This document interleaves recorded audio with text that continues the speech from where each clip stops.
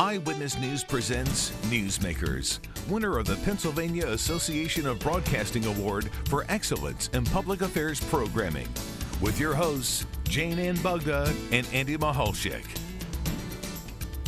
Hello and welcome to Newsmakers. I'm Jane Ann Bugda along with Andy Mahalchik. Reading, writing, and security. It's back to class and back to keeping students and staff safe. Today, we're taking a look at the new age of school security. We'll introduce you to our guest, and our conversation will begin when this edition of Newsmakers begins right after this. Welcome back to Newsmakers. I'm Jane Ann Bugda along with Andy Mahalchik, and our topic of conversation today is school security. School is a safe place, and we have a power panel here today to talk about the efforts to keep our schools safe and what's being done in all of our area schools and what's being done in Harrisburg. And let me introduce you to our guests. We are joined by Senator Lisa Baker, Ed Harry, who is the chief of the Hazleton Area School District Police Force, Danny Gentile, who is the Hazleton Area School District Fraud Officer, and Joe Gorham, who is the superintendent of the Crestwood School District. Thank you for being with us today.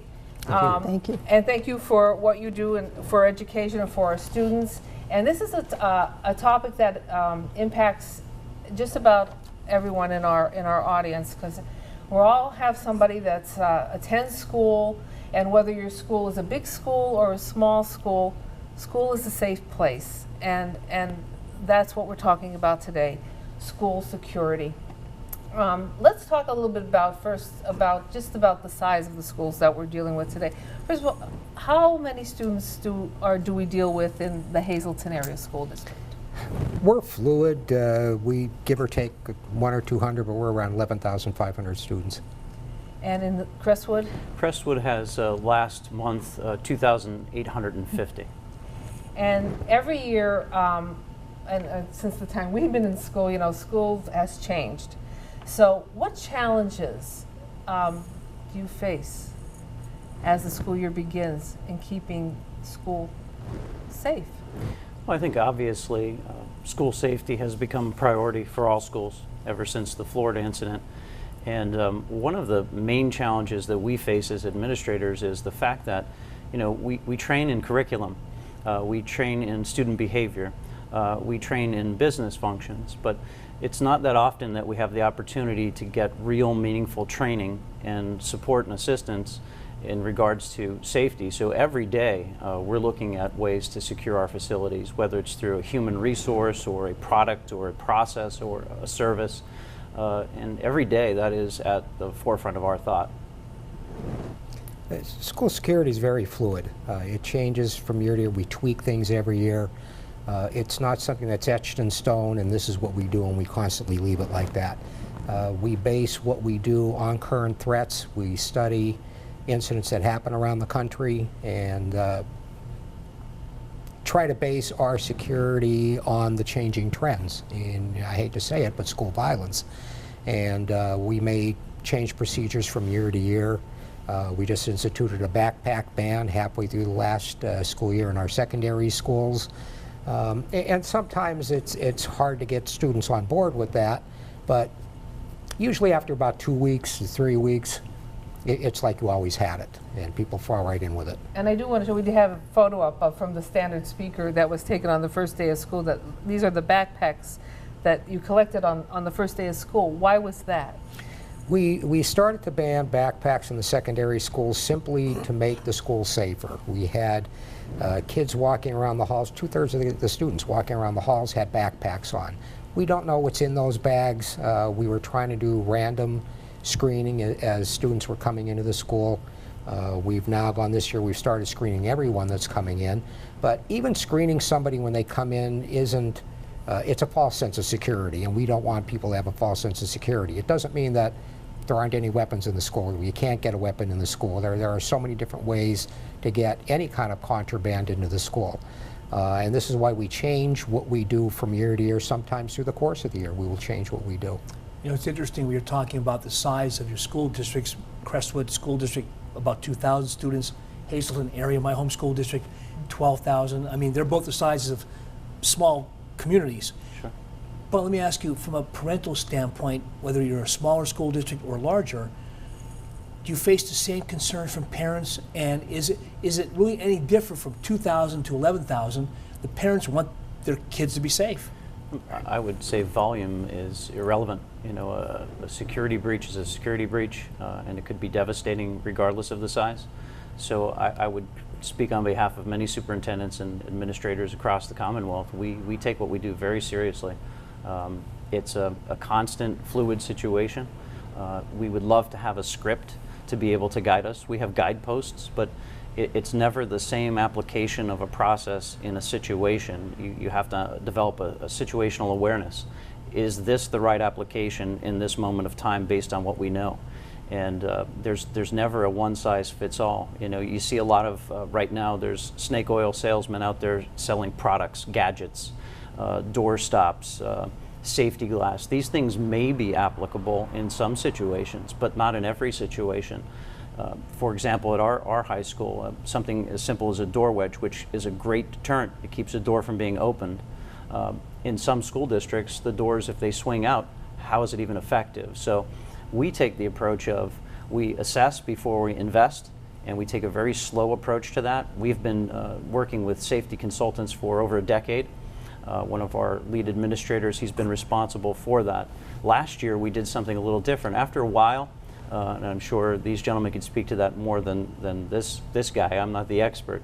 But after a while, you become routine in what you do, and sometimes based on that routine process, you miss things. So we had a third party come in, assess what we were doing, tell us what we were doing right, and say, here are a few other areas that you can improve. One of the things that we really looked at was, you know, is it a product for us? We felt it wasn't. We felt that really human capital was the best investment.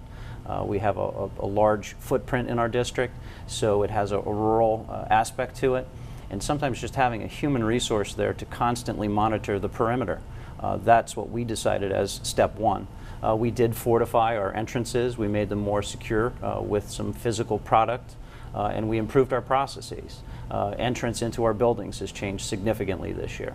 And one of the things that, you know, when you introduce anything new, especially when it comes to safety, safety is inconvenient. It's not a convenient thing. You know, think back to when you used to be able to fly on a plane and just get on a plane. Well, those days are long gone, and the days of freely entering into schools, unfortunately, and no one wants it to be that way, they're long gone. So we are going to be more inconvenienced. It's going to be a slower entrance into a school building, but in terms of keeping a building secure, it's what we have to do. Chief Harry, if I can, and maybe Danny, again, being very familiar with the Hazelton Area School District, with the dynamics there, what are you seeing as far as reaction or concern? For example, if we do a story in Hazelton, I will get Facebook messages or phone calls or emails. Why aren't they using metal detectors on every school for every kid and every person coming in? Sometimes they're used, sometimes they aren't. What are you seeing as far as this year concerned about use of, again, the metal detectors? Again, we don't want to create a false sense of security. I've had teachers telling me, well, if you were using the metal detectors all the time, we wouldn't have to keep our classroom doors locked. And it's just a ludicrous statement to make. My feeling is I would rather have no sense of security than a false sense of security. We try to stress situational awareness. Be aware of your surroundings. And if you have a false sense of security and you think, okay, they ran people through the metal detector, so we're safe in here, you're not going to pay attention to what's going on around you. You're going to get complacent. And we're trying to keep people from getting complacent. Now, we tell them we don't want you to be paranoid. There's a difference between being paranoid and just being aware of what's going on around you. And we try to stress that. We use the metal detectors. Sometimes we use them for everybody coming in. Sometimes we use them randomly. And if you listen to national experts, people who know a lot more about this than I do, that's what they recommend. Because now it keeps the bad guy off balance, because he doesn't know what they're going to be, what are we going to be doing today? I don't know. Because it's not so routine. Correct. You don't want to get into a routine situation, because again, when it becomes routine, you become complacent. How do you educate students and parents? And I'm curious for the tag-along. You keep the door open in the gym for a sporting event. How do we get people to understand that opening that door, keeping a wedge in it, isn't appropriate if we're trying to protect our students? That's one Sure. thing that I've heard about often. I don't Very know if good you've heard question. about that. Yeah. And we did a story, if I may interject, several times over the years. We have done, me personally, have gone to schools randomly and at doors that were accessible to the public, not where you had to climb over hoops or run through over walls or sneak in, where any Tom, Dick, and Harry could walk down the street and there's a door. Is it open? But honestly, we found many doors ajar and open. And they have great security routines, but by 9, 10 o'clock it's laxed. Maybe somebody leaves the door open for whatever reason, they make it cooler. And I think I'm the good guy. The bad guys could do the same thing. find the They same walk up, way? open the door, and you're in. That's one of the things that I changed when I first started with the school district. The security officer, the school police officer, they were stationed at the front desk of the school. And one of the things I did was that we're not going to do that. I need them, they need to be in the school, they need to be walking around, they need to be making security checks. And what our officers do are on daily basis, constantly. They walk around, they're checking doors. If a teacher has a classroom door propped open, they're taking the doorstop out, they're closing the door and making sure it's locked. They're checking all the exterior doors. So we do that constantly just because of that. We want, and again, they get complacent. Okay, well, it's hot today. We see what the weather's been like the last few days. So teachers want to keep their doors propped open, and Murphy's Law. Okay, the one time you keep that door propped open, we're going to have an incident. And it's not just, we try to stress, it's not just active shooters. We've had incidents in the high school where students walking past a classroom, he sees somebody in there he has a problem with, next thing you know, there's a fight. We've had a student that was sent to the office for a disciplinary reason. When the student found out she was being suspended, she ran out of the office, went up to the classroom to go after the teacher, and the door was open. You know, so we use these examples and tell our teachers, look, this is why you need to keep your classroom door closed and locked. And it's the simple things, like the superintendent said. It's, you don't have to spend a lot of money. Every classroom door already has a lock on it. A lot of common Keep your sense that you keep your need. classroom door closed and locked. At least and slow again, them it's down. inconvenient. However, it's keeping you safe. There has never been anyone killed in a school classroom where the classroom door was closed and locked. And that's the easiest statistic I can give to people. Well, our lawmakers are also getting involved because there was a series of meetings to find out what people wanted to see, and I know you've been very involved in a lot of bills. So tell us a little bit about what you've been working on in Harrisburg. So obviously it's a high priority for all of us at the state level as policymakers. I hear from school officials, parents, neighbors, friends, and when you put your child on a school bus, you want to know they're protected. So what are the things we've been working on? There's been a task force that's come up with recommendations through both the governor and the auditor general, who conducts school safety assessments throughout. There have been work groups on the state level, actually led on our Senate level with a former U.S. Marshal who has been helping us try to address it. Every school district in Pennsylvania will receive resources this year because of $60 million that we have put into this year's budget.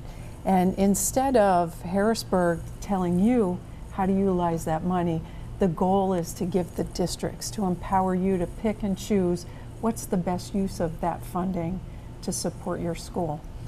Personally, I have been very happy to be working with Superintendent Gorham and others who are promoting an initiative that has been very successful here in northeastern Pennsylvania.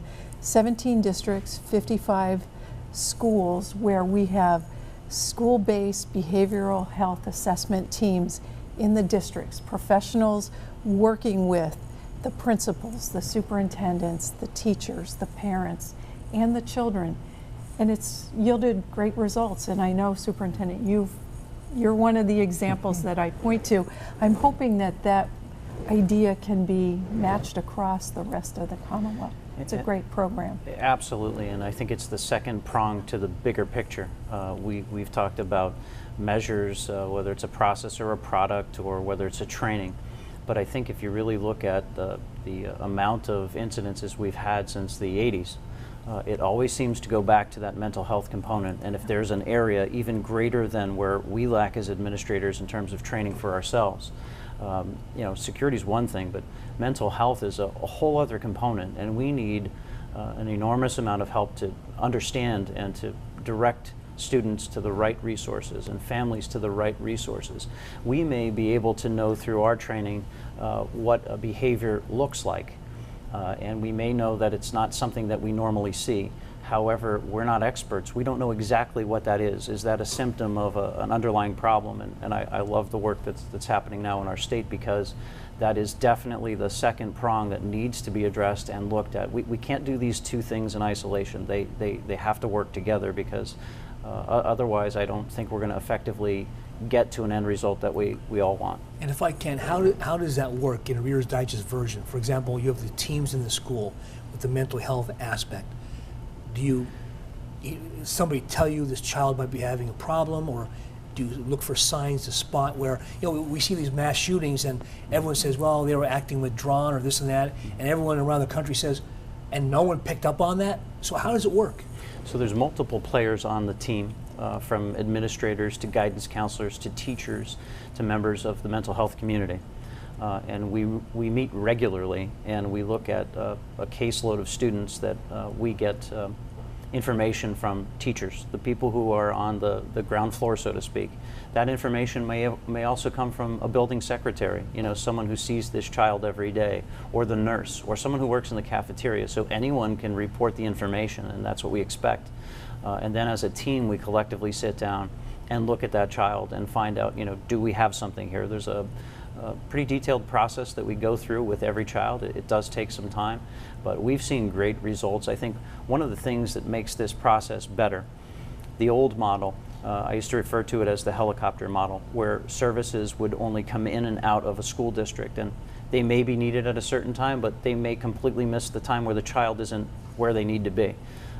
With this ability to have a team approach, it's a 24/7, 365 wraparound service, so that not only does it look at the child while they're in school, but they're constantly communicating with the parent or the guardian. We're keeping in contact over the weekend. I've had calls in another school district as late as 2 o'clock in the morning where, Joey was behaving this way, and we just wanted to let you know come Monday morning, this is where he's at. So it's a much more powerful approach than anything I've ever seen in my 20 years in education. And the mental health professionals who are part of the teams are willing to go out 7 days a week. They know when they make that commitment, they're going to be available when that child needs that help.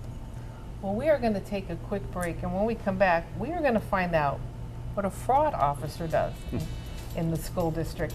You're watching Newsmakers. You can find information on today's show on pahomepage.com. We're under the Newsmakers link, and this is Newsmakers. We are a proud recipient of 3 Pennsylvania Association of Broadcasters Awards for Excellence in Public Affairs Programming, and we'll be right back.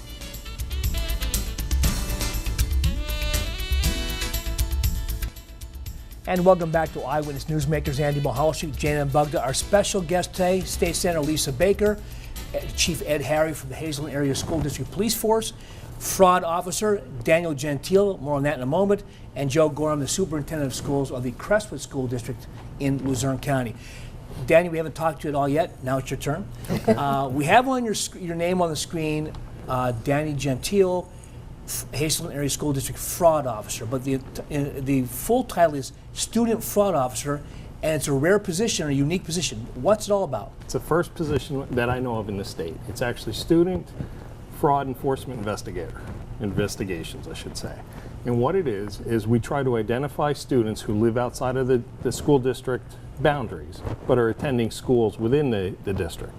As you know, if you are a resident of a school district, the children are entitled to a free education. However, if you're not in the district, you need to attend where you live. So what we do is we try to identify those students living outside the district and attending our schools. It's an eye-opener. We've had various ways of being notified, from relatives actually coming in and notifying us that they know of these children who live maybe in Tamaqua, but they're attending the McAdoo School in Hazelton. Mail that goes out from various departments, from home and school visitors to child accounting to school secretaries, and it comes back returned, many with a forwarding address, again, outside of the district. So we look to identify those people and get them in their proper school districts to alleviate the overcrowding that goes on, and to actually justify what students should be in our district. And I guess it could also be a security concern, because a student that may not belong at all in this district, or you may have also maybe have a problem where a student you had in some cases being dropped off and parents not even living in the area? Many times. We'll have a parent or a guardian initially move into Hazleton. They may have court-ordered custody or just natural birth custody, and then they leave. They'll leave the child with a neighbor, a friend, and they're gone. Where in the school district, we need a guardian or parent for that person to reside in the district. Once they leave, we try to then contact them, make sure that the student goes with the appropriate parent or the person that has court custody of them. And one of the other problems that we had, another reason why we started this position, we had people registering their children with fraudulent documents, forged documents, altered documents, and it got to the point where we decided that, look, this is a full-time job just looking into these cases, and that's when we came up with this position. And I'm going to assume that part of the piece of this puzzle is if they're fraudulent documents, the bottom line is you want to know who's in your school district. You want to know who's in your classes, and most not only the student but the parents. And is there any issue with that situation? Maybe they shouldn't be there. Correct. There's many times that we look at a situation and you may initially believe this child doesn't belong in our school district. Well, once you do the investigation, you find out, yes, they do. Everything was legitimate. Most of the time, people don't even know that we're looking at a situation. We don't stormtrooper kind of the situation. We're very low key. We try to minimize any contact with the child. We like to talk to the parents that are involved, see if we can rectify it. It's a time-consuming position. And sometimes is it a fact they just don't know? Sometimes. Sometimes. Sometimes. Most of the time, I believe they do know they're living out of our district. However, maybe daycare situations or babysitting problems prompt them to have a relative in the Hazleton area. They moved outside of it. Now it's easier to send them to grandma's house or something after school. We try to work with people and get them in the proper districts. So you're kind of the role model for maybe a new position that we may be seeing and maybe in other school districts down the line in years to come. Do you see that challenge in your district, Joe? I mean, it's a smaller district, but same kind of issues? Certainly, yeah. Probably not on the same level, the same scale. We don't have an individual appointed for that. That's a great thing to have. Good for Hazleton. Joe's got his wish list out. I wrote that down. Yeah, I'll be back to the board with that one very shortly. But no, I think it's a great piece, because I think, Andy, what you're getting at is, if we don't know what's in our schools, that creates a whole other dynamic of unsafe conditions. So knowing residency, a lot of times. Our building principals and secretaries, we go through our process, and sometimes it appears as if we're being pushy, or we're asking too many questions. Well, again, that's something that you would see it that way, but really the reason why we do that is if we don't know who you are, should you be there, we're putting people in unsafe positions. So it's extremely important. It's nice to see Hazleton has that ability to do that. It's also a problem even for the children. We will have an emergency with a child or a disciplinary problem with a child. Now we're trying to contact a parent. None of the numbers work. We can't get a hold of anybody. Then we find out they're living with a friend, and the parent is in New York, they're in Philadelphia, they're in another state. And what kind of a home life or a situation is that for these children to be living in, where they don't even have a parent figure? So we look at it from a lot of different angles, not only from the financial standpoint, that you have students in the district that the taxpayers are paying for that should be in another district, but even for the betterment of the child's education and the family life, and possibly heading off problems before they start. And as a lawmaker, what more are you hearing from people that you think that down in the future you'd like to see in our schools? I think what I've heard today and what I've been consistently hearing has been we need flexibility in the various districts, that resources are great, all the money in the world isn't necessarily going to save every problem, but I know resources are important. So the need for us to invest in protecting kids. But it goes beyond just securing the building, as we've talked about. It's looking at how do we create programs, how do we create incentives for mental health. I was at a public hearing in Philadelphia on Tuesday talking about North Philadelphia, and they've created a trauma-informed school in 2 areas where more than 50% of these young people actually suffered from major trauma and significant trauma. And so those are the kinds of issues I think we need to continue to look at. Projects that we're doing, just like the one that Joe talked about, adding that for the future. I think all of those combined together, resources, programs, but giving flexibility to our districts. And I do want to remind everyone that there's information on today's show on pahomepage.com. Senator Baker, Chief Harry, Danny, Lieutenant Gorham, for Andy Michalczyk and everyone behind the scenes, I'm Jane Ann Bugda. You've been watching Newsmakers. This show could have went on for an hour. We'll have more information that you could learn about school security. Thank you for joining us today, and we'll talk again next time.